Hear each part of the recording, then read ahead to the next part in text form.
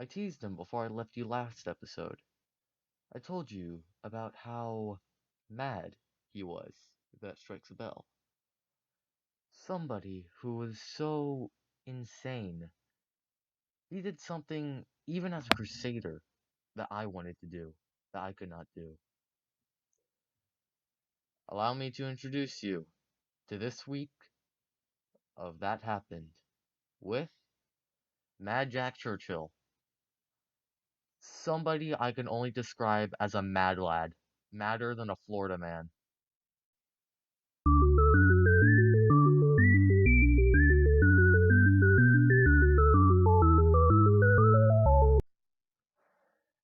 Finally, English! I'm tired of Finnish! I can read this! Hallelujah! Aside from the English here, finally, Mad Jack Churchill, who had two nicknames, Fighting Jack Churchill or just Mad Jack. Well, I'm gonna call him Jack Churchill, because that was his actual name. Jack Churchill was born at Colombo, British Ceylon, to Alec Fleming Churchill and Eleanor Elizabeth, on the 16th of September, 1906.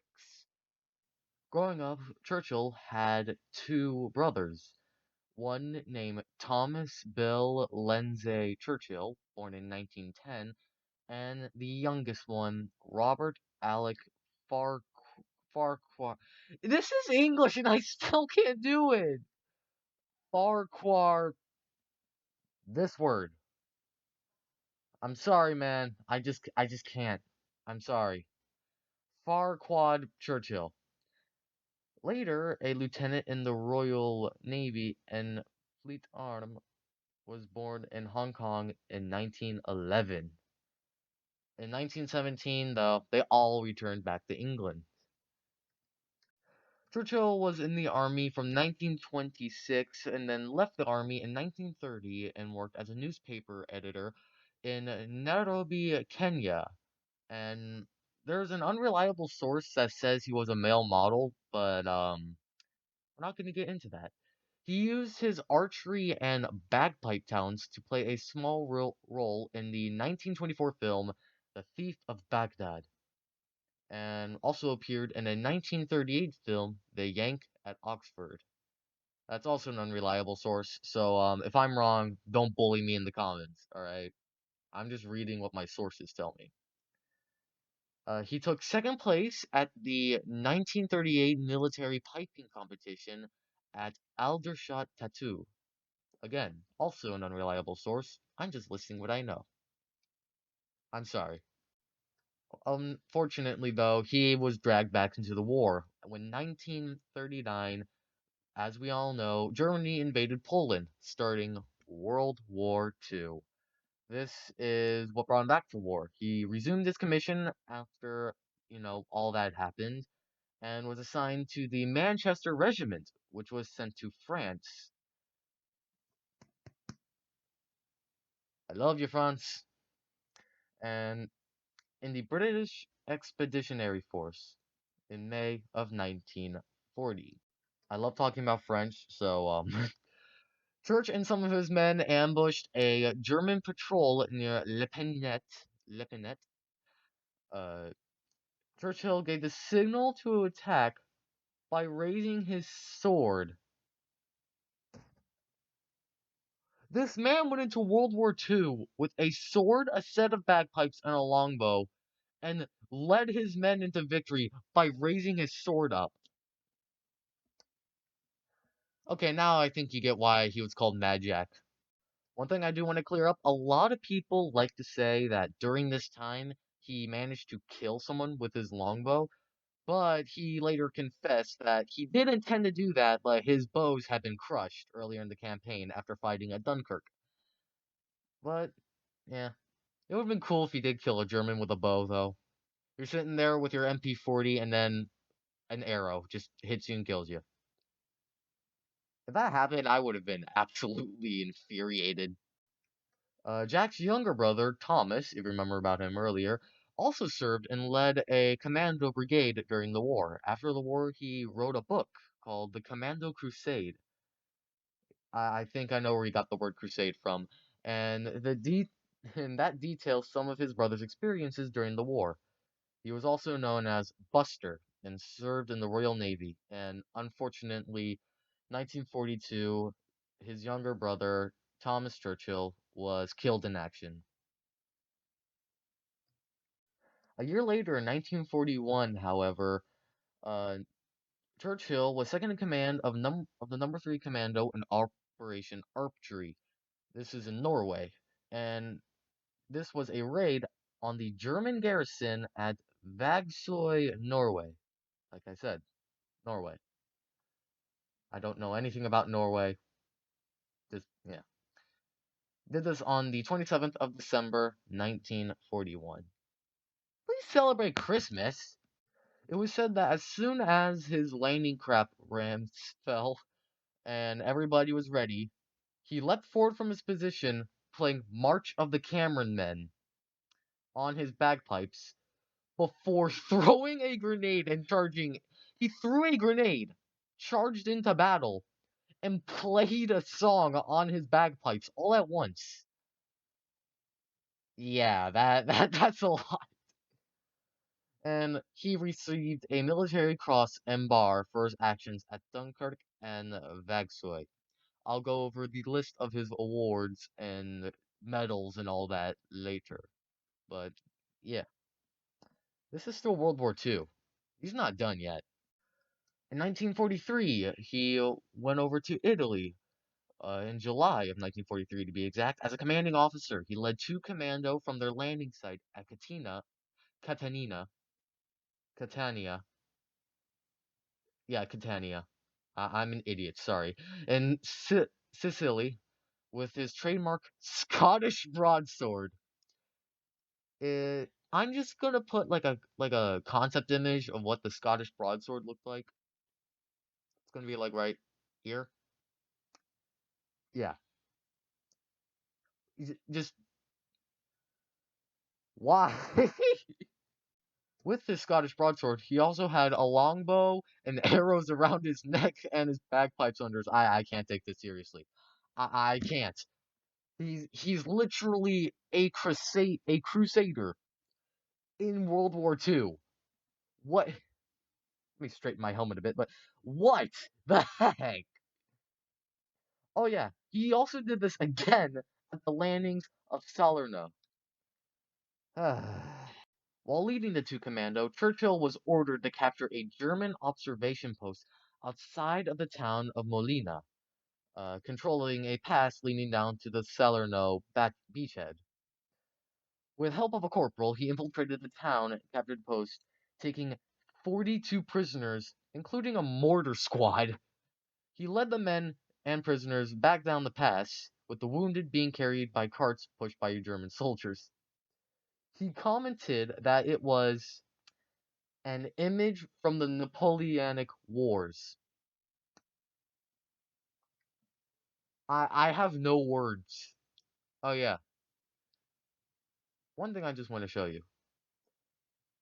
Here's an image of him staring down the barrels of a captured Belgian 75mm field gun.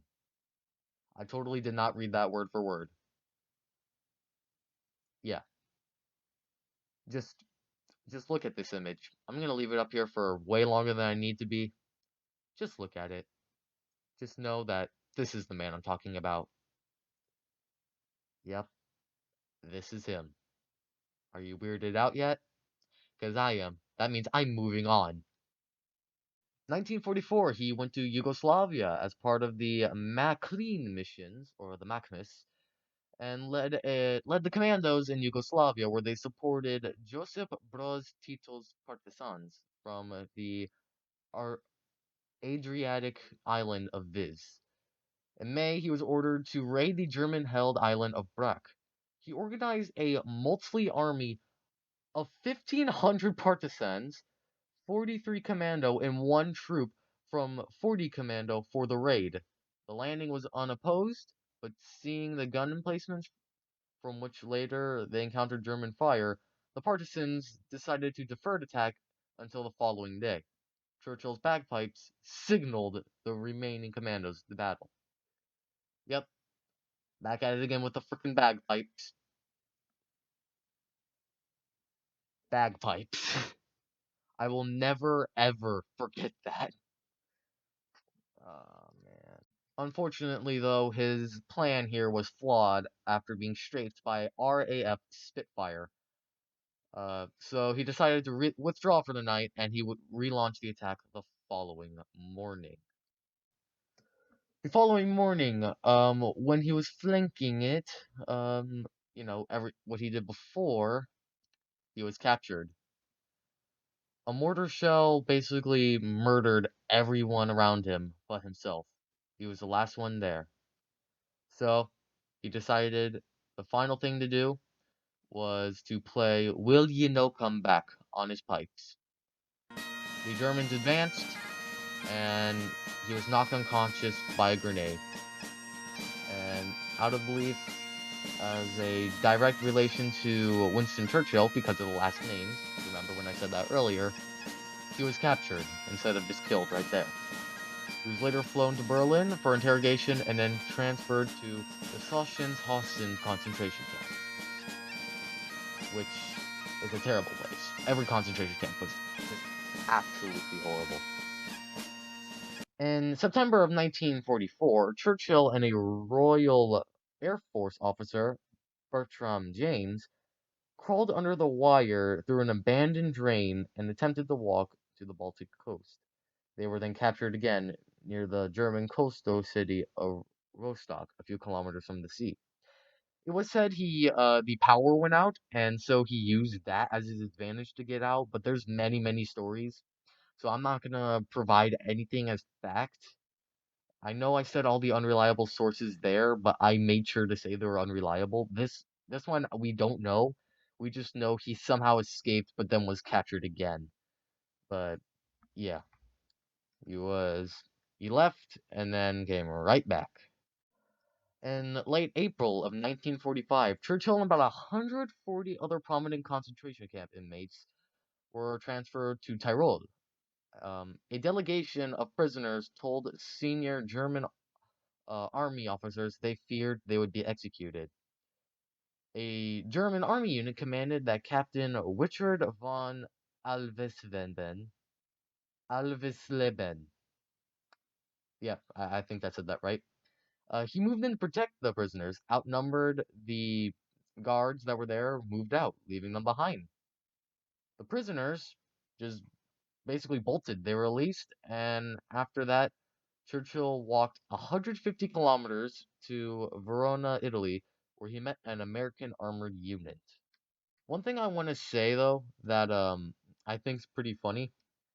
He, while going back into battle, saw that there was an American like convoy going the wrong direction.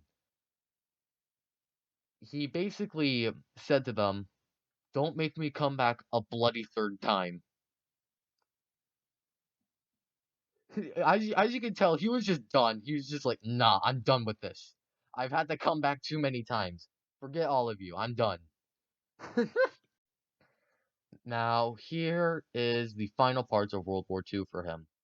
1945, he was released to see that Germany and Italy basically had surrendered. He was sad that the war was gone, and then when he learned that the Pacific War with Japan was still on, he decided, hey, let's do this. Let's go to Japan. By the time he reached India, Hiroshima and Nagasaki were bombed with the little boy and the fat man. The war ended, as we all know. He was, let's just say, furious. And he was quoted by saying, "If it wasn't for those damn Yanks, we could have kept the war going another 10 years." I don't know why I started using that accent, but yep. He called them Yanks and wanted to keep the war going on. You'd think he'd be happy for World War II being on, but no, he's just like, God damn it! I want more action! Well, after World War II, he appeared in the film Ivanhoe, which was a film from 1952. And there was even a shot in Britain featuring his old rowing companion, Robert Taylor. The studio hired Churchill to appear as an archer shooting from the walls of Warwick Castle, something he was glad to do. In later years, he served as an instructor at the Land Air Warfare School in Australia, and he actually became a passionate devotee of surfing. Back in Britain, he was the first to ride the River Severn's 5-foot tidal board, and even designed his own board. He went from going in World War II to fight with a sword and a bow to just, hey, let's make a surfboard. I like surfing. I don't understand this guy, but I love him anyway. No homo, though. Remember, no homo. Unfortunately, though, cue the music again. Churchill died on the 8th of March, 1996, at 89 years old in the county of Surrey. And let's just say, on a final good note, other than that, March of 2014, basically 5 years ago, the Royal Norwegian Explorers Club published a book that featured him, naming him one of the finest explorers and adventurers of all time. Honestly, that's pretty cool. He got many awards, as I said, and here's the point now where I talk about his awards. He was awarded with the Distinguished Servitor Order with bar, the Military Cross with bar, the 1939 to 45 star, the Italy Star, the Burma Star, the War Medal of 1939 to 1945, and the General Service Medal 1918 with a Palestine 1945-48 bar. Another thing that you probably didn't know, Bill Millen, another bagpiper during World War II. But I'm not gonna talk about him. This is all about Jack. And yeah, yep, that happened. It sounds crazy, but it happened. Hello, my name's Voiceless Scooby, and thank you for watching this video. If you enjoyed it, please like, subscribe, and tell me what else you would like to see on my channel. Whether it be another thing from history, maybe another Minecraft series, or just something different altogether. Give me ideas. I'm all open for them. Anyway, thank you all so much for watching. If I don't get any ideas, then the next episode is probably going to be not about a person, but about a specific event. Something that affected a lot of people. But anyway, that's next episode, not this episode. Thank you all so much for watching, and I'll see you in another video. Peace out, everybody. YouTube, give me back my subscribers. Come on. I know you're better than this.